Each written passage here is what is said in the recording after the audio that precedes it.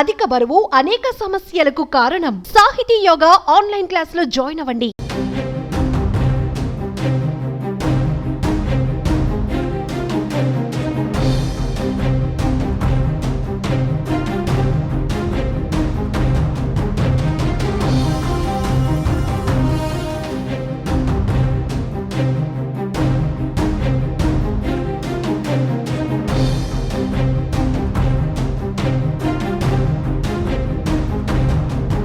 ఆంధ్రప్రదేశ్ రాష్ట్ర రాజధాని అమరావతి అభివృద్ధి జెట్ స్పీడ్తో ముందుకు వెళ్తుంది. అమరావతిని ఒక సమగ్ర నగరంగా తీర్చిదిద్దే క్రమంలో చంద్రబాబు ప్రభుత్వం మరో భారీ ముందడుగు వేసింది.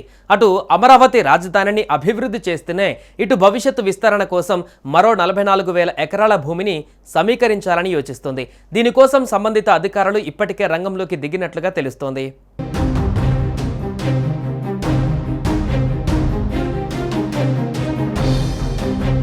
రాజధాని అమరావతి కోసం రెండో దశ భూ సమీకరణకు ప్రభుత్వం ప్రతిపాదనలు సిద్ధం చేస్తుందట.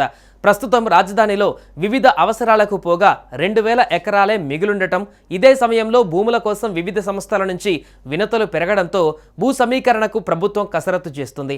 ఇప్పటికే రాజధాని సమీపంలోని గ్రామాల రైతులు భూ సమీకరణలో భూములిచ్చేందుకు ఆసక్తి కనబరుస్తుండటంతో ఆయా గ్రామాల నుంచి ప్రారంభించేందుకు CRDA సిద్ధమవుతున్నట్లుగా సమాచారం.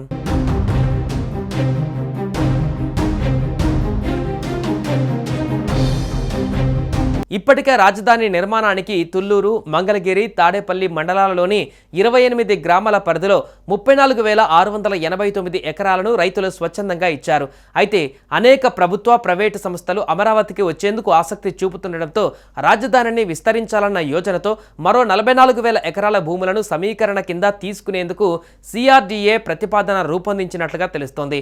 తుళ్లూరు, అమరావతి, తాడికొండ, మంగళగిరి మండలాల పరిధిలోని మొత్తం 11 గ్రామాలలో 18,080 హెక్టార్లు అంటే సుమారు 44,670 ఎకరాల భూములను తీసుకోవాలనేది ప్రభుత్వం ఆలోచన.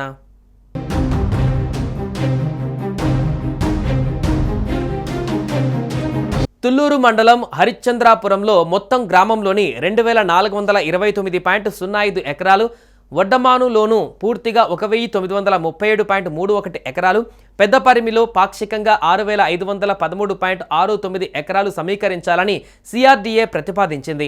అమరావతి మండలం వైకుంఠపురంలో 3,360.063 ఎకరాలు, ఎండ్రాయిల్లో 2,167.11 ఎకరాలు, కర్లపూడిలో 2,947.06 ఎకరాలు, మేతడక గ్రామంలో 2,345.03 ఎకరాలు, నిడుముక్కలలో 2,013.91 ఎకరాలు, తాడికొండ మండలం తాడికొండలో 12,797.59 ఎకరాలు, కంతేరులో 3,671.98 ఎకరాలు, మంగళగిరి మండలం కాజా గ్రామంలో 4,492.37 ఎకరాలు పాక్షికంగా సమీకరించాలని CRDA అనుకుంటుంది.